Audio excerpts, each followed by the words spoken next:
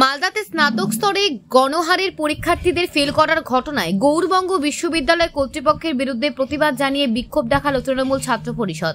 বৃহস্পতিবার দুপুরে পুরাতন মালদা ব্লকের গৌর কলেজের সংশ্লিষ্ট এলাকা তৃণমূল ছাত্র পরিষদের নেতাকর্মীরা বিভিন্ন দাবিতে বিক্ষোভ দেখান।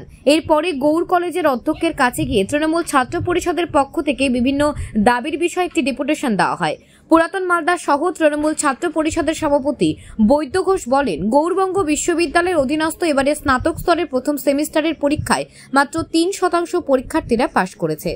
এতটা ফল খারাপ হওয়ার কথা নয়। এই ঘটনার পেছনে গৌরবঙ্গ বিশ্ববিদ্যালয় কর্তৃপক্ষের একাংশের চরম গাফিলতি রয়েছে। নিয়মিত পঠন পাঠন না হয় এর পেছনে দায়ী। আমরা চেয়েছি সম্পূর্ণ সাবজেক্টে যেন করতে পারে।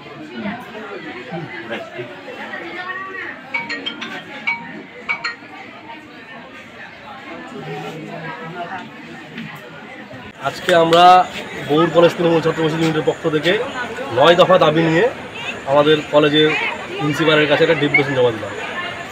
গত পরশু আমাদের গৌরবঙ্গ বিশ্ববিদ্যালয়ের প্রথম সেমিস্টারের রেজাল্ট বেরিয়েছে, যেখানে শুধুমাত্র 3% স্টুডেন্ট পাস করেছে। এই গণহারে যে স্টুডেন্টদেরকে ফেল করানো হয়েছে তার প্রতিবাদে আজকে আমাদের এই বিক্ষোভ এবং ডেপুটেশন। সেই ডেপুটেশনে আমরা বহু ছাত্রছাত্রী নিয়ে প্রিন্সিপালের কাছে গিয়ে ডেপুটেশনটা দিই। আমাদের প্রথম দাবি ছিল এই রেজাল্ট প্রত্যাহার করতে হবে। এর বিরুদ্ধে আমাদের আজকের এই বিক্ষোভ। আমরা স্টুডেন্টদেরকে কথা শুনেছি এবং অনেক দিন ধরে শুনে আসছি যে প্রত্যেকটা স্টুডেন্টের কাছে এক কমপ্লেন যে সম্পূর্ণ ক্লাস হয়নি, তাদের প্রত্যেক দিন ক্লাস হতো না, সিলেবাস কমপ্লিট হয়নি, এইসব ইত্যাদি জিনিসের পরে কী করে একটা স্টুডেন্ট কমপ্লিট হয়ে পরীক্ষা দিয়ে পাস করবে।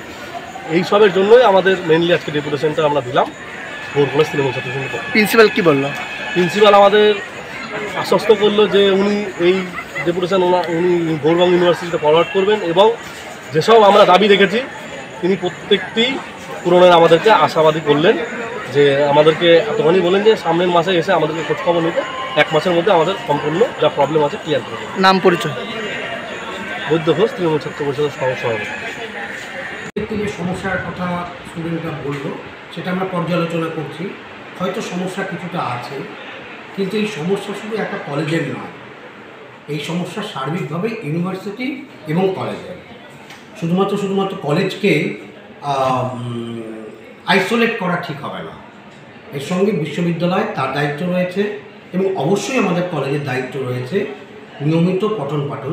যদিও আমার ধারণা, আমার বিশ্বাস যে আমাদের কলেজে নিয়মিত পঠন পাঠন হয় এবং তার জন্য আমাদের রেজাল্টও প্রতি বছর ভালো হয়।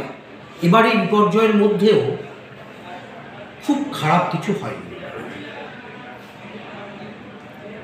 স্যার, এই কত দফা দাবিতে ডেপুটেশন দিয়েছে?